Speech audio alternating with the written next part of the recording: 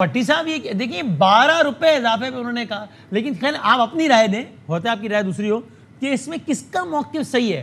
पिछली हुकूमत कहती है कि देखो हमने तो रोक के रखी हुई थी प्राइस, ये इतने निकम्मे हैं कि महंगा करना पड़ गया, और ये हुकूमत कहती है कि यार हम पागल हैं कि हम बढ़ाएंगे। भाई आपने IMF से मिस कमिटमेंट्स की और आलमी मंडी में महंगा हो गया, हमें इसलिए बढ़ाना पड़ा है। आपको क्या किसकी लॉजिक सही लगती है भट्टी साहब? बिस्मिल्लाहिर्रहमानिर्रहीम। देखे वसीम, दुनिया पाकिस्तान की तारीख की इस वक्त बदतरीन महंगाई हो चुकी है। माजी में कोई ऐसे 3 महीने नहीं इतनी तेजी में हो। हाँ सही है। मुझे इससे गर्द नहीं हुकूमत किसकी है। अगर हुकूमत से सवाल होगा, वो इमरान खान हो इस तरह कीमतें बढ़े तो सवाल होगा, नवाज शरीफ हो तो शहबाज शरीफ हो। ये तो कह रहे थे नाहल है, नलायक है, इनकी वजह से कीमतें बढ़ी, हमने बड़ी मुश्किल से संभाला था। अब इसकी जवाब आपने खुद दे दिया कि वो कह रहे थे कि या जेलों में जाए या आके अवाम को कब्रिस्तान भेजे। आप उनको सादा समझ रहे हैं, उन्हें पता था ये महंगाई होनी है। लेकिन do you think Asif Ali Zardari Sharif family पर इस पेट्रोल, इस बिजली की कीमत का 1 इंच भी फर्क पड़ेगा? 1 आधा इंच भी फर्क पड़ेगा? ये उनका तो पाकिस्तान है ही नहीं, वो तो पाकिस्तान का पानी नहीं पीते। लेकिन अभी हमारे साथ गालबन मजहर अब्बास साहब, मैं ट्रेड यूनियन इनके साथ छोटा सा एक वर्कर के काम किया है। अच्छा। कहते हैं सियासत में जद्दोजहद, सियासत में जद्दोजहद, जद्दोजहद नहीं ताकतवर हलकों की अशीर बात। ये गलत मैं इनसे इख्तलाफ करने की गुस्ताखी करता हूँ, मेरे भाइयों जैसा एहतराम है। जब आर्गूमेंट के मुकाबले में, आपको गुफ्तगू के मुकाबले में मदर साहब आपसे सवाल है, धमकी दे कि आप ये अल्फाज वापस लो, नहीं तो आपको गोली मार देंगे या आपको गोली से या आपको नौकरी से निकलवा देंगे, तो इधर कौन सी जदोजहद करे बंदा? जरा मदर साहब मेरी रहनुमाई करें। नहीं सर, आप सवाल रिपीट करें, मैं आपको जवाब दूंगा। जब आप आर्गूमेंट दे और दूसरी तरफ से धमकी आए कि आपको मरवा देंगे या आपको नौकरी से निकलवा देंगे, और इंसान राजक बन जाए, कहे राजक मैं हूं, मेरी मर्जी से तुम्हें नौकरी मिलेगी, तुम सारी उम्र बेरोजगार होगे, इसमें क्या करे कोई जद्दोजहद? नहीं आरिफ, इसी वक्त तो जद्दोजहद होती है, यही तो कमिटमेंट होता है। मतलब मेरी गाड़ी पर गोली रखी गई तो मैं पीछे तो नहीं हटा उस चीज़ से। आपकी आजमाइश तो यही होती है। और ये याद रखिए कि हम तो जिस शहर में रहते हैं 40 साल से ये सारी चीज़ें देखी हैं। जो धमकी देता है ना, वो वारदात नहीं करता, और जो वारदात करता है वो फिर धमकी नहीं देता, वो फिर वारदात कर जाता है। तो इसलिए डरना नहीं चाहिए, डरना नहीं चाहिए, लड़ना चाहिए। मैं एहतराम से लाहौर पाकिस्तान में सैकड़ों जर्नलिस्ट अगवा हुए, गोलियां लगी, किसके कातिल पकड़े गए, ये गलत बात है। आजकल अदारों के तर्जमान अदारों और अवाम में नफरत पैदा कर रहे हैं धमकियां दे के। अगर खुदा का वास्ता गद्दारी ना बनाए। आरिफ, एक चीज़ याद रखिएगा, और आप और मैं जिस तंजीम से ताल्लुक़ रखते हैं उसकी तारीख ये कि हम जेल गए तो कभी ज़मानत नहीं करवाते, क्योंकि हम उस चीज़ को गलत समझते हैं, इसलिए ज़मानत नहीं करवाते। हमारी पूरी तहरीक में आज तक किसी ने ज़मानत नहीं करवाई। तो जो लड़ाई लड़नी होती है उसमें मुकदमात से डरना नहीं चाहिए। सही, ठीक है, लड़ाई लड़नी चाहिए।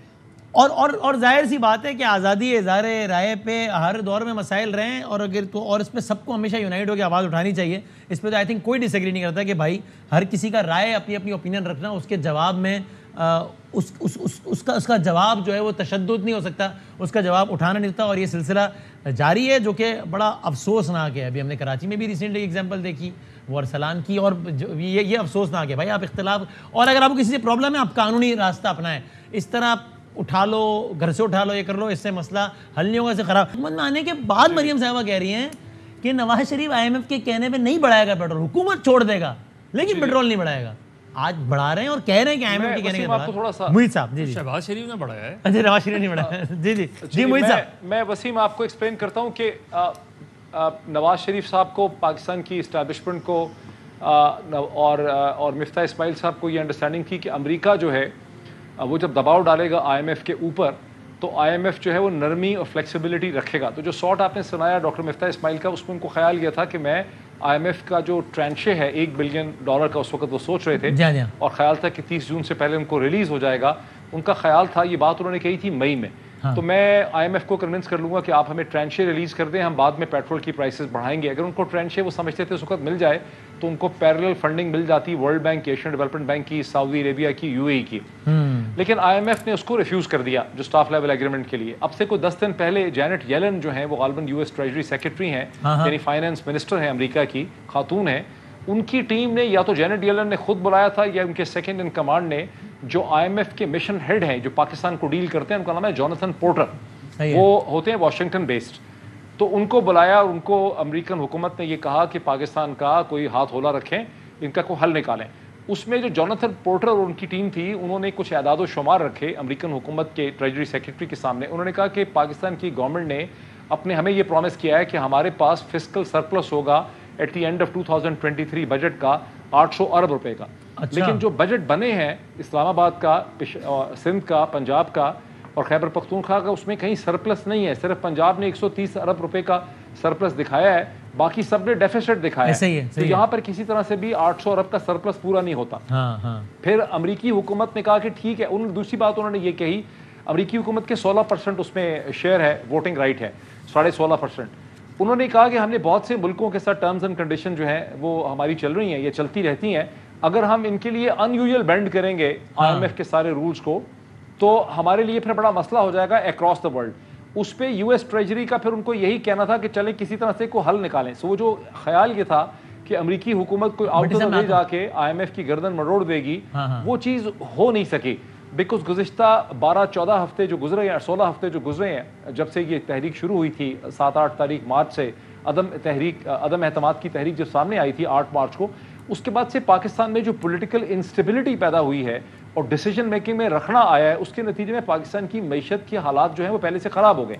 ये ऐसे ही है कि कहीं पहले ही सर्जरी हो रही हो किसी अस्पताल में, डिस्ट्रिक्ट हॉस्पिटल में, आप कहीं नहीं इसको यहाँ से निकाल के पिम्स में या मेयो हॉस्पिटल में ले जाते हैं, तो वो जो ट्रांजिशन है सर्जिकल थिएटर से दूसरे सर्जिकल थिएटर में, उस तक पहुंचते पहुंचते मजीद जो है ठीक है, पॉइंट टेकन, आपने बड़ा अच्छा एक्सप्लेन। लेकिन डॉक्टर साहब बताएं, आपके तज्जिए में ये अगर वाकई बिल्कुल अमेरिका नवाज गवर्नमेंट अगर मामला बिल्कुल ही ऐसा ही है जैसा खान साहब बताते हैं कि अमेरिका ने सारा कुछ किया, तो अमेरिका के पास ये नहीं तो क्या कोई भी और तरीका नहीं था अपनी लाइवी गवर्नमेंट को पॉपुलर बनाने के लिए या अनपॉपुलर होने से बचाने के लिए उनकी इमदाद करने का? वो इस तरह सोचते हैं कि भाई ये एक है हमारी गवर्नमेंट जिसको हम लाएं और सामने हमारा मुखालिफ खड़ा है, इन इक़दाम से हमारी गवर्नमेंट अनपॉपुलर हो रही है, मुखालिफ पॉपुलर हो रहा है, तो किसी भी तरीके से इनको सपोर्ट करो मॉनेटरी टर्म में। ताकि ये ऐसा क्यों नहीं किया अगर ये अमेरिका की गवर्नमेंट है तो?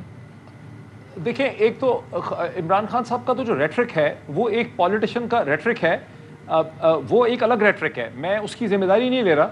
मैं तो आपको अपना एक एनालिसिस दे रहा हूं एज एन इंटरनेशनल रिलेशंस के बड़े कीन स्टूडेंट की हैसियत से। देखिए, ये जो डोनाल्ड लू के खत का मुरासला सारा है ना कहानी, ये तो स्टेट डिपार्टमेंट का एक रिएक्शन रद्द अमल था रशिया के विजिट के हवाले से और यूक्रेन और यूरोपियन जंग के तनाजुर में। सही है। जो भी रजीम चेंज का एक्चुअल प्लान है उसका ताल्लुक स्टेट डिपार्टमेंट से नहीं है। स्टेट डिपार्टमेंट रजीम चेंज नहीं करता, ये सीआईए करती है, इंटेलिजेंस एजेंसीज करती हैं, वो बिहाइंड द सीन्स। तो रजीम चेंज का ताल्लुक किससे है? इमरान खान साहब ने एक ज्यादती, जी इमरान खान साहब ने जो जुल्म किया है शरीफ जरदारी रजीम के साथ, वो उन्होंने ये किया कि उन्होंने उनको इतना नंगा कर दिया, इतना एक्सपोज कर दिया कि अमेरिकन हुकूमत के लिए ये अब कॉस्ट बेनिफिट एनालिसिस नहीं है कि वो खुल के आके इस रजीम की उस तरह से मदद करें। अगर ये इल्ज़ाम ऐसा लगा ही ना होता, पाकिस्तान में हो सकता है 1.5-2-3 करोड़ लोग जो हैं इसमें बिलीव करते हैं। इस मुल्क में अगर जो पीटीआई का वोटर तो सारा हो जाएगा, बिल्कुल सही।